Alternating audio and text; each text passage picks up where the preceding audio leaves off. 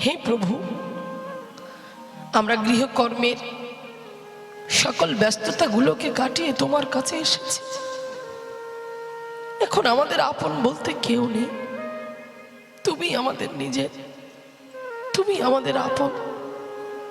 ভগবান বললে কৃষ্ণ সূর্য সম, মায়া হয় অন্ধকার, যেথায় কৃষ্ণ আছে সেথায় নাই মায়ার কোনো অধিকার। তো ভগবান তো সূর্যের মতো, সূর্য সম, সব সময় সবাইকে আলো দান করে, সবাইকে আলো প্রদান করে। আমরা সেই আলোয় আলোকিত। আমাদের সবসময় একটা চিন্তা রাখতে হবে, এই যে বাঁশতলা হরিসভায় আপনারা উপনীত হয়েছেন, এত সুন্দর ভুবন মঙ্গল হরিসভা, আমার কমিটির বাবুরা, দাদা ভাইরা একত্রিত হয়ে এত সুন্দর একটি ভাগবতীয় সভার আয়োজন করেছেন। কেন, কি কারণে? তাদের ব্যাংকের টাকা ডবল হওয়ার জন্য না, এই গ্রামের মঙ্গলার্থে, এই গ্রামবাসীর মঙ্গলার্থে। কারণ আমরা সংসারী জীব, বিভিন্ন কাজের মধ্যে আমরা লিপ্ত থাকি, বিভিন্ন ব্যবসার মধ্যে, যে যে কর্মের মধ্যে লিপ্ত, বিভিন্ন কাজে আমরা আমাদের সেই সময়গুলোকে নষ্ট করে দিই। কিন্তু ভগবানের কাছে আমাদের যাওয়া হয় না, ভগবানের কাছে গিয়ে আমাদের বসা হয় না, তার চরণে গিয়ে একটু পুষ্পাঞ্জলি দেব, সেটুকু পর্যন্ত আমাদের হাতে সময় নেই। কেন? আমরা খুব ব্যস্ত মানুষ। হ্যাঁ, একটা গান আছে না, আমি সকল কাজের পাই হে সময়, শুধু তোমারে ডাকিতে পারি না। আমি চাহি দ্বারা সুত সুখ সম্মেলন, আমি তব সঙ্গ সুখ চাই না। তাহলে গানের ভাষাগুলো দেখো কি বলছে, আমি সকল কাজের পাই হে সময়। সকালবেলা উঠে সন্তান সন্ততির সেবার্থে, তাদেরকে ভালোবাসা দেওয়ার জন্য, তাদের ক্ষুধা নিবারণ করার জন্য আমি মা, তাদের জন্য রন্ধন করে তাদের মুখে দুটো তুলে দিচ্ছি। আমার স্বামী খেয়ে কাজে যাবে, তার জন্য রন্ধন করে দিচ্ছি। নিজেদের অনেক কাজ আছে, সেই কাজগুলো সামলাচ্ছি। তো এই সব কিছু করতে করতে করতে করতে আমাদের অজুহাত আমরা দিয়ে ফেলি যে ঠাকুর তোমার কাছে আমার যাওয়ার সময় হয় না। কেন হয় না? আমার সব কাজ হচ্ছে, আমি সংসার করছি, ছেলে পুলে মানুষ করছি, স্বামীর সেবা শুশ্রূষা করছি, আত্মীয় পরিবারকে যত্ন করছি, ঘরের খুঁটিনাটি সব দেখছি, তাহলে ভগবানের কাছে যাওয়ার সময় হয় না কেন? এটা কেমন একটা অবাস্তবিক কথা নয়? এটা মানা যায় না, এটা মানা সম্ভব নয়। একটা কথা ভেবে দেখবেন, যাকে আপনি ফাঁকি দিচ্ছেন, যাকে আমরা ফাঁকি দিচ্ছি, যার কাছে আমাদের এই অলসতা, যার কাছে আমাদের এই অজুহাত, সবার চোখকে ফাঁকি দেওয়া গেলে আমার ভগবানের চোখকে কিন্তু ফাঁকি দেওয়া কোনোদিনই যাবে না। কারণ তুমি আর যাই করো করো, তার কাছে যাব না, তার চরণ ধরবো না, তাকে সময় দেব না, এটা বললে এটা হবে সব থেকে মূর্খতা। কারণ আজকে লক্ষ্য করে দেখুন, আজকে যে সরগোস্বামীর কথা যদি বলি, শ্রীরূপ সনাতন ভট্ট রঘুনাথ, শ্রীজীব গোপাল ভট্ট দাস রঘুনাথ, এই ছয় গোসাই করি চরণ বন্দন, যাহা হইতে বিঘ্ন না সবিষ্ট পূরণ। তারা কি কর্মের মানুষ ছিলেন না? তারা এক একজন এক একটা পরিবারের, সম্ভ্রান্ত পরিবারের ছেলে, কেউ রাজার ছেলে, কেউ জমিদারের ছেলে। হ্যাঁ, তাহলে রূপ সনাতন 500 বছর আগেকার কথা। নবাবের দরবারে সনাতন ছিলেন প্রধানমন্ত্রী, আর ভাই রূপ ছিলেন অর্থমন্ত্রী। তখনকার দিনে 30,000 টাকা মাইনে, ভেবে দেখুন তো এখন কত হতে পারে। তাহলে তারা আজকে কিসের জন্য, কি পেল, কি এমন আনন্দ খুঁজে পেল এই নামের মধ্যে? চিন্তা করলেন যে এই সংসারে সুখ নেই, সংসারে সুখ নাই, তবু সুখ খুঁজি। কিন্তু তবু আমরা মূর্খ জীব, আমরা কলির জীব, আমরা জ্ঞানহীন, আমরা অন্ধ হয়ে গেছি, মায়াচ্ছন্ন হয়ে গেছি। তবু আমরা সংসারে সুখ খুঁজে চলেছি।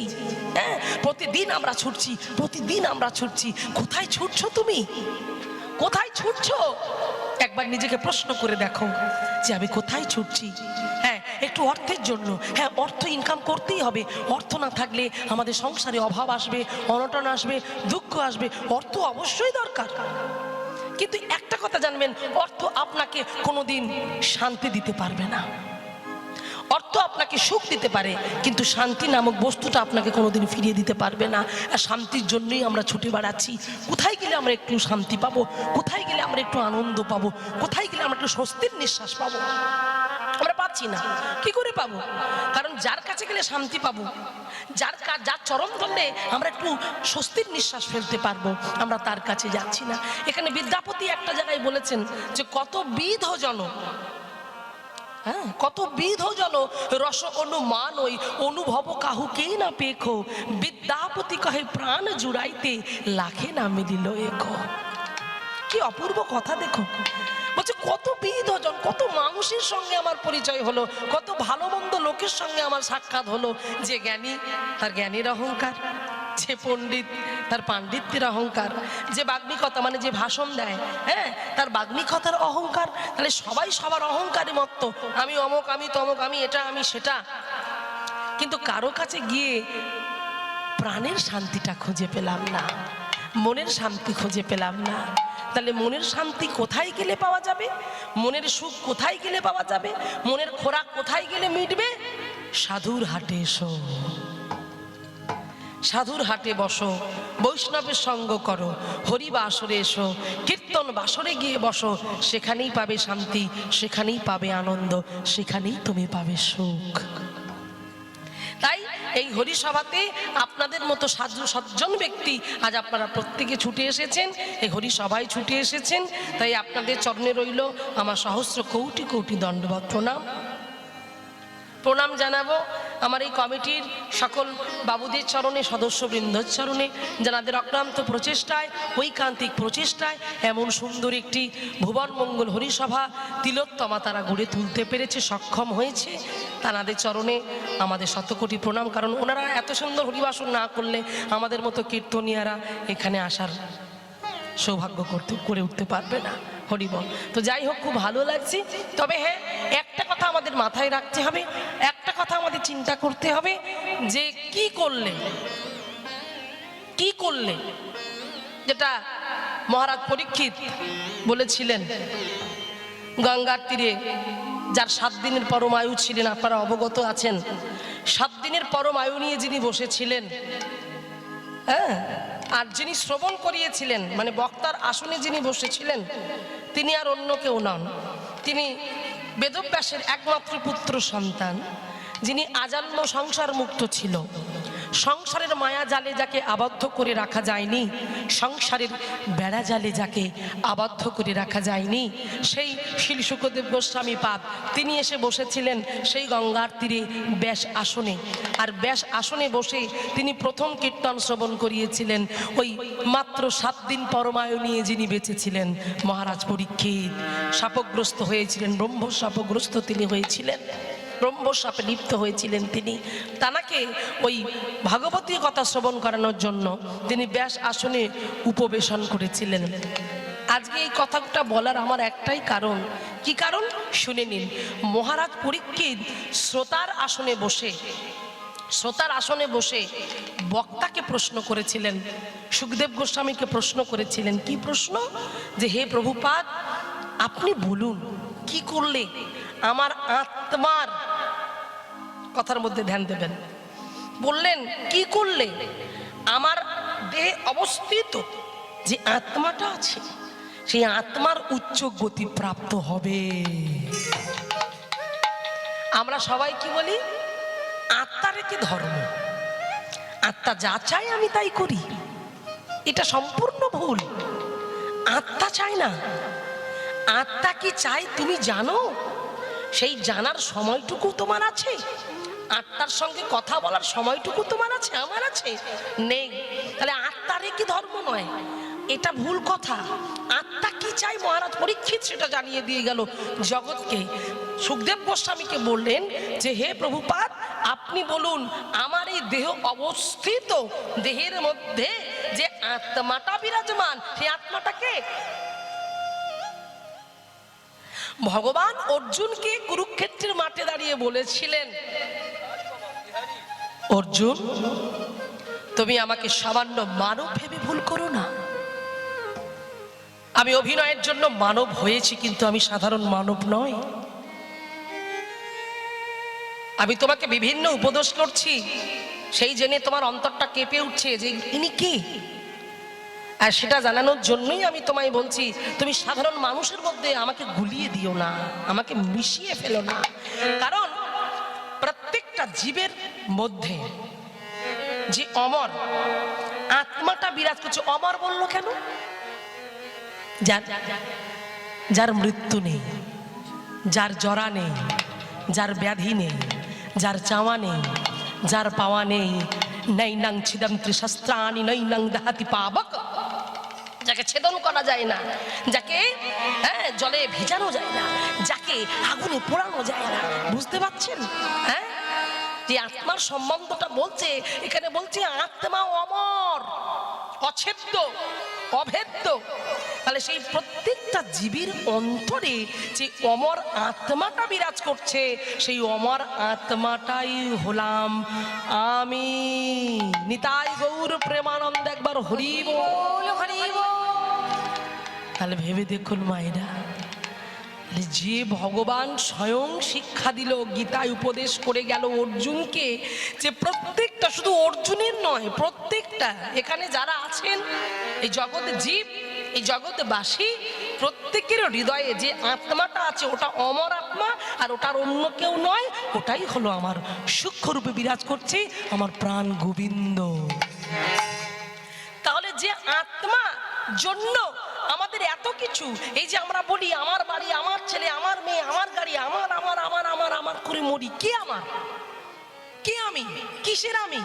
ভেবে দেখেছেন? এই যে আমি বলে চিৎকার করছি, আমি বলে সবাইকে বলছি অমুক বাবুর বাড়ি, অমুক বাড়ি কীর্তন হচ্ছে, তুমি কে? কে তুমি? নিজেকে প্রশ্ন করে দেখো, তুমি আমি কে? মায়েরা ভেবে বলো তো, এই যে আমার দুটো হাত, এই দুটো হাতের মধ্যে যদি আমার একটা হাত কেটে দেয়, হ্যাঁ মা আমি, হ্যাঁ বাবা আমি মরে যাব? আমি কিন্তু মরে যাব না, আমি বেঁচে থাকবো। আমার দুটো পা, যদি একটা পা কেটে বাদ চলে যায়, আমি কিন্তু মরে যাব না, বেঁচে থাকবো। আমার দুটো চোখই যদি অন্ধ হয়ে যায়, হ্যাঁ আমি মরে যাব, বেঁচে থাকবো। তাহলে আমিটা কে? প্রশ্ন, আমিটা কে? আমার হাত কাটলেও বেঁচে থাকবো, পা কাটলেও বেঁচে থাকবো, অন্ধ হলেও বেঁচে থাকবো, তাহলে আমিটা কি? কিন্তু চিন্তা করে দেখুন, ওই আমিটা না থাকলে কেউ আর আদর করে খাওয়াবে না, খোকা খেয়ে নে, খুকি খেয়ে নে, এই দেহটাকে বাঁশের খাটিয়ায় করে নিয়ে যাওয়া হবে। বলো হরি, বলো হরি, বলো হরি। ওই আমিটা আর অন্য কেউ নয়, যিনি সূক্ষ্ম রূপে বিরাজ করছে, এই যে কৃষ্ণ বলা পাখি, এই আত্মাটা, এই আমিটা যদি একবার বেরিয়ে চলে যায়, সব শেষ, তাই না? সেই জন্য এই জগৎ সংসারে জানবে, একটা কথা জানবে, ভগবানের উপরে সমর্পণ করে বলবে প্রভু। একটা গান আছে, আপনারা শুনেছেন, যেখানে বলছে, কি বলছে? আমি যন্ত্র তুমি যন্ত্রী,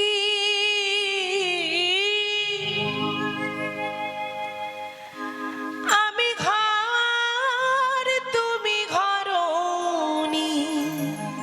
কি বললেন? আমি যন্ত্র তুমি যন্ত্রী, আমি ঘর তুমি ঘরণী। তাহলে এটা একটা যন্ত্র বাবা, এই যে একটা স্ট্যান্ড, তার সঙ্গে একটা মাইক্রোফোন আছে, এটা একটা যন্ত্র। এটা বন্ধ হয়ে গেলে আমি যতই গলা ফাটিয়ে চিৎকার করি না কেন, আপনারাও শুনতে পাবেন না, আমার কীর্তন করে সুখ হবে না। তাহলে এটা শুধু তো থাকলে হবে না, স্টেজে থাকলে তো হবে না, তাহলে একে চালনা করতে হবে। তাহলে একে চালাতে গেলে কার দরকার? যন্ত্র যদি পড়ে থাকে লক্ষ জনার মাঝে, লক্ষ জনের মাঝে, যন্ত্রী বিনা কি সেই যন্ত্র বাজে, যন্ত্র বাজে। তাহলে এটা যদি যন্ত্র হয়, যন্ত্রী ওখানে বসে আছে, উনি চালাচ্ছেন, তাই চলছে।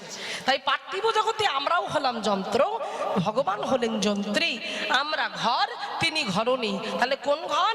এই দেহ ঘর। তিনি যেমন ভাবে চালাচ্ছেন, আমরা তেমন ভাবে চলছি। হ্যাঁ, আর কি বলছে? আমি রথ তুমি রথী, চালাও তেমনি চলি। তাহলে আমি রথ তুমি রথি, তুমি যেমন চালাও আমি তেমনি চলি।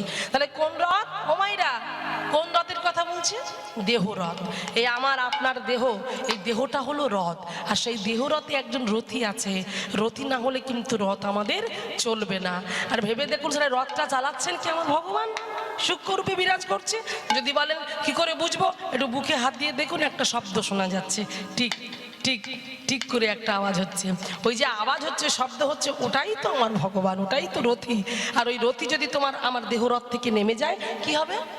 রথ শ্মশান ঘাটে পুড়ে ছাই হয়ে যাবে, আর রথের কোনো দাম থাকবে না। সেই জন্য বলছে আমি রথ তুমি রথী, তুমি যেমন চালাও তেমনি চলি, সকলি তোমার ইচ্ছা ইচ্ছাময়, তারা তুমি তোমার কর্ম তুমি করো মা, লোকে বলে করিয়া আমি, সকলি তোমার ইচ্ছা ইচ্ছাময়, তারা তুমি তোমার কর্ম তুমি করো মা, লোকে বলে করিয়া আমি, সকলি তোমার ইচ্ছা। তাহলে সকলে তার ইচ্ছা। সেই জন্য বলছি আত্মার উচ্চ গতি প্রাপ্ত হবে কি করে, সেটা আপনি আমাকে বলুন। তাই এখানে আপনারা যারা এসেছেন, আমরা যারা এখানে এসেছি, আমাদের প্রত্যেকের একটাই কামনা থাকবে, ভগবানের কাছে একটাই প্রার্থনা থাকবে, হে প্রভু, যাই হয়ে যাক না কেন, এই আত্মার যেন উচ্চ গতি প্রাপ্ত হয়, আমাকে যেন আমি তোমার চরণে অর্পণ করতে পারি, তোমার চরণ ছাড়া যেন আমি কিছু না জানি, এটুকু আশা, এটুকু কামনা করে আমাদের এগিয়ে যেতে হবে। তাই চলুন, অনেক কথা বললাম, এবারে লীলার মধ্যে যাবার আগে লীলার যে গৌরচন্দ্রিকা সেটা আমাদের শ্রবণ করতে হবে। আমরা সবাই জানি সংকীর্তনের পিতা শ্রীকৃষ্ণ চৈতন্য, এই সংকীর্তন যজ্ঞে তারে যেবা ভজেন সে হয় ধন্যাতি ধন্য। চলুন আমাদের মানব জীবনগুলোকে ধন্য করি, মহাপ্রভুর অপূর্ব সুন্দর গৌরচন্দ্রিকার কথা শ্রবণ করে আমরা এগিয়ে যাব লীলার মধ্যে। হরিবল। আজকে যে লীলা আমরা শ্রবণ করতে চলেছি, ভগবানের বাল্যলীলার মধ্যে একটি লীলা, অপূর্ব সুন্দর লীলা, সে লীলা আমরা শ্রবণ করব। আজকে লীলার বিষয়বস্তু হলো ভগবানের ফলক্রয় লীলা। নিতাই গৌর প্রেমানন্দ একবার হরি বল, হরি বল, হরি বল। তা চলুন আমরা তারই গৌরচন্দ্রিকা আমরা শ্রবণ করি। রাধে রাধে।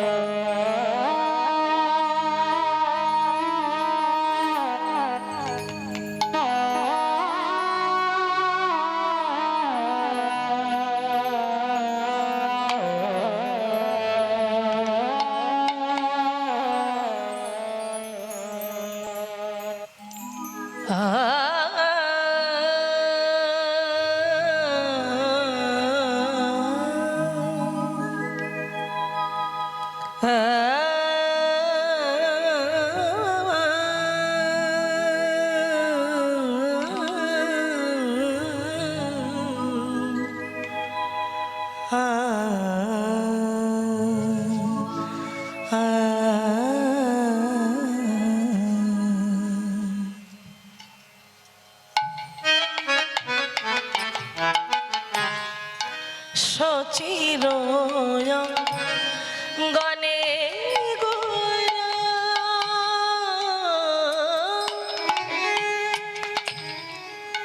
গোড়ায় আমার আনন্দে হারে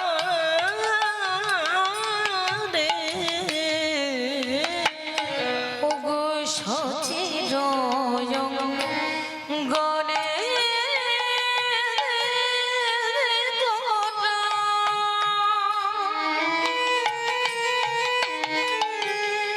গোটা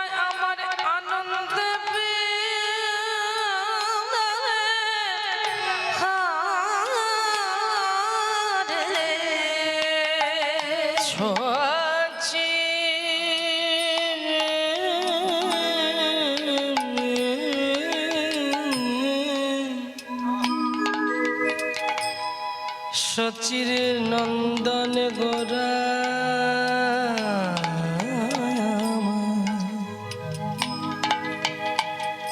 সে যে সচির নন্দন গোরা আমার বিষ্ণু প্রিয়ার প্রাণে বধুয়া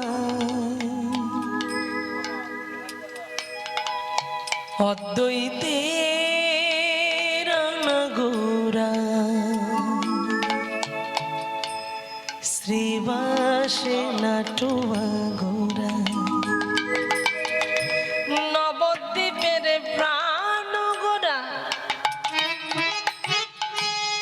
প্রেমের পুতুলি গোরা জগ জনার চিত চোরা আমাদের আমাদের আমাদের প্রাণের গোরা উলুধ্বনি হৃদয় গৌর প্রেমানন্দ সচির গণে আমার আনন্দ বেদে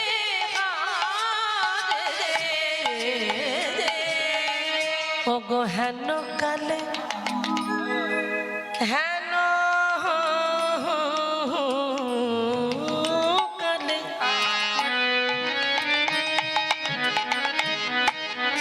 আবার হেন কালে পথে ডাকে এই যে ফলে নেবে কে রে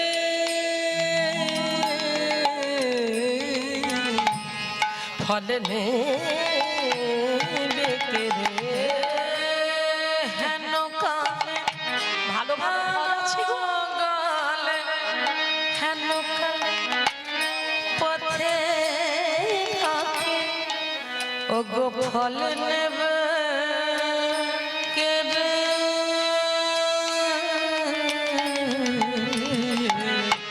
ও গো ফল নেবে রে তাই আনন্দ ধরে না রে বলে আনন্দ ধরে ধরে না রে আনন্দ আর ধরে না রে ফলে কে নেবে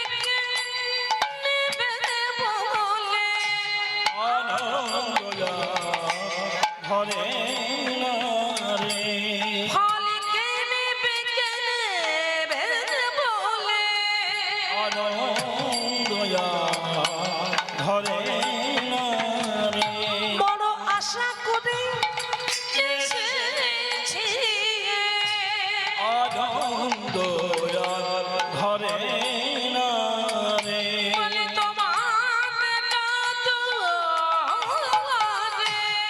আনন্দ আর ধরে না রে কে নেবে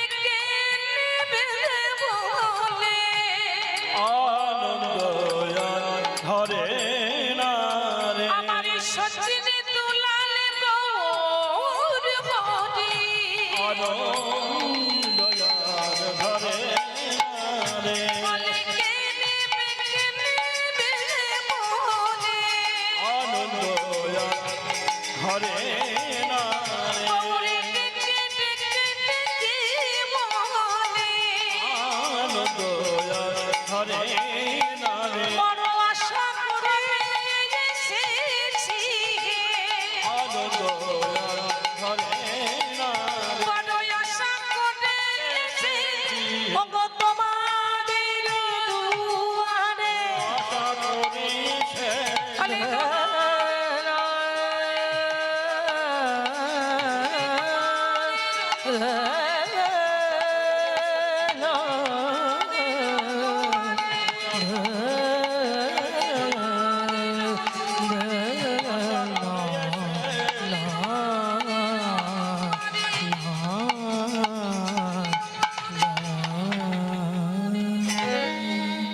হেন কালে পথে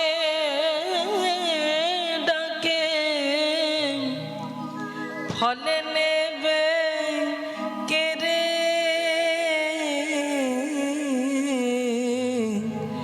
বলে নেবে কে রে। জানি তাই। তাহলে কি বললেন? সচির অঙ্গনে গোরা আনন্দে বিহারে। ছোট্ট নিমাই, সচির নন্দন, সচিমাতার নয়নতারা, বিষ্ণুপ্রিয়ার প্রাণ বধুয়া, কতগুলো টাইটেল দেখুন। আজকে সেই ছোট্ট নিমাই খেলা করছেন। কোথায় খেলা করছেন? না সচিমাতার আঙিনা।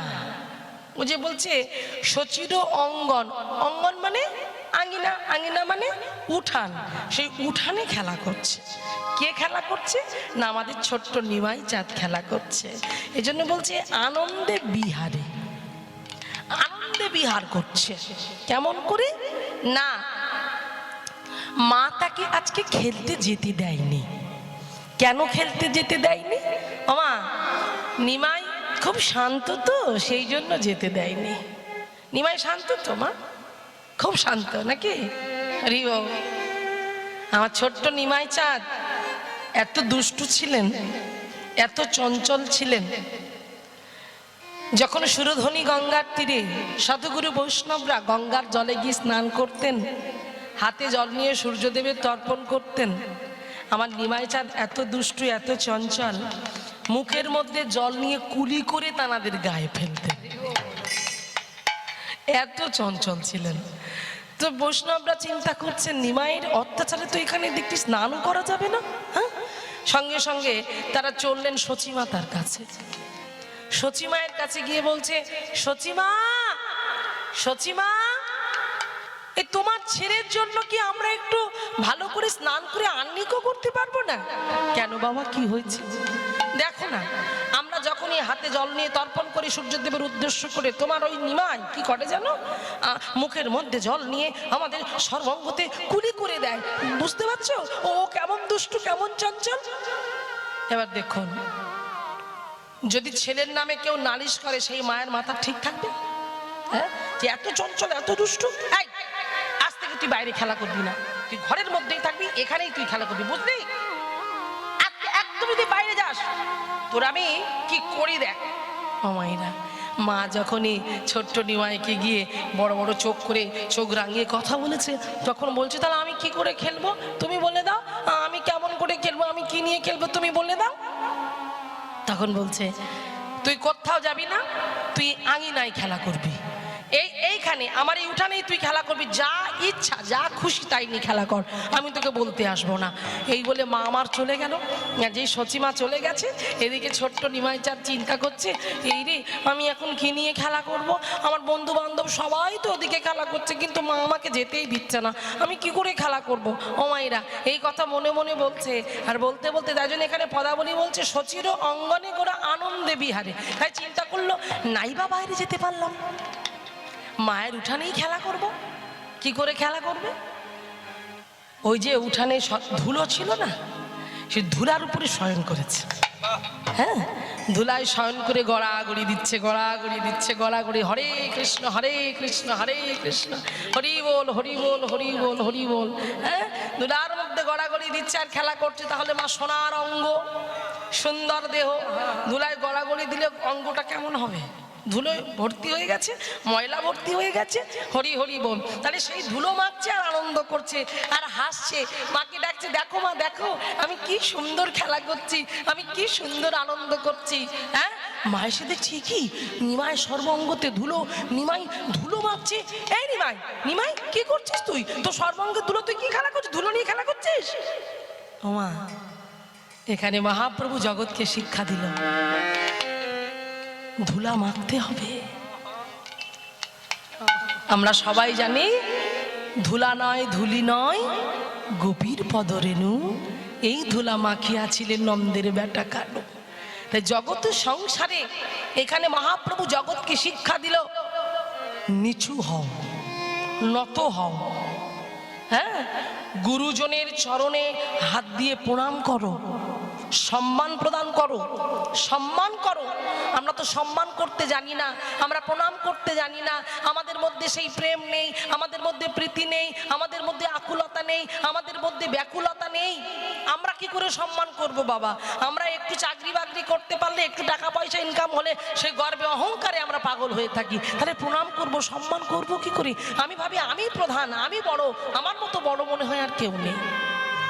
এটাই তো ভুল সিদ্ধান্ত, এটাই তো ভুল চিন্তা ভাবনা।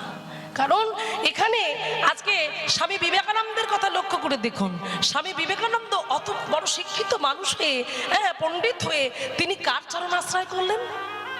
ঠাকুর রামকৃষ্ণদেবের চরণ আশ্রয় করলেন। তিনি তো এত পণ্ডিত ছিলেন না, তিনি একজন মূর্খ মানুষ ছিলেন। তাঁর চরণ স্মরণ করে আজকে তিনি শিকাগো শহরে গিয়ে গর্বের সঙ্গে চিৎকার করে বললেন, আমি গর্বিত, আমি বাঙালি, আমি হিন্দু, আমি গর্বিত। হিন্দু ধর্মটাকে নিয়ে, সনাতন ধর্মটাকে নিয়ে তিনি বললেন। বুঝতে পারছেন? তাহলে গুরুজনের আশীর্বাদ, এই চরণ ধুলা মস্তকে নিলে যে কি হয় আপনারা অনুভব করুন, চিন্তা করে দেখুন। আজকে মহাপ্রভু জগৎকে শিক্ষা দিয়ে দিল। আমরা তো নিচু হতে পারি না, আমরা তো বলতে পারি না, তাই তিনি কোনো জাতের বিচার করলেন না। তিনি কোনোদিন কোনো জাতের বিচার করেনি, কে বড়, কে ছোট, কে উঁচু, কে নিচু, কে চণ্ডাল, কে অচণ্ডাল, কে ব্রাহ্মণ, কে অব্রাহ্মণ, কে সাধু, কে অসাধু, সবাইকে তিনি কোল দিয়েছিলেন, সবাইকে কোল দিয়েছিলেন আর জগৎকে শিক্ষা দিয়েছিল। আর শিক্ষা দেবার জন্যই নিজে দাপরের কৃষ্ণ কলিযুগে গৌর ভগবান হয়ে এসেছেন। তাহলে চিন্তা করলেন, সত্যযুগে আমি রাজবেশ পড়েছি, সত্যযুগে আমি মারামারি করেছি, অস্ত্র ধরেছি, ত্রেতা যুগেও আমি রাজবেশ পড়েছি, দাপর যুগেও রাজবেশ পড়েছি, কিন্তু কলিযুগে আমি আর রাজবেশ পরব না।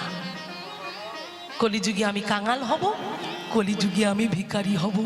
আমি জগৎকে শিক্ষা দেব, এবে অস্ত্র না ধরিব, প্রাণে কারো না মারিব, হরি নাম দিয়ে চিত্ত শুদ্ধি করাবো সবার।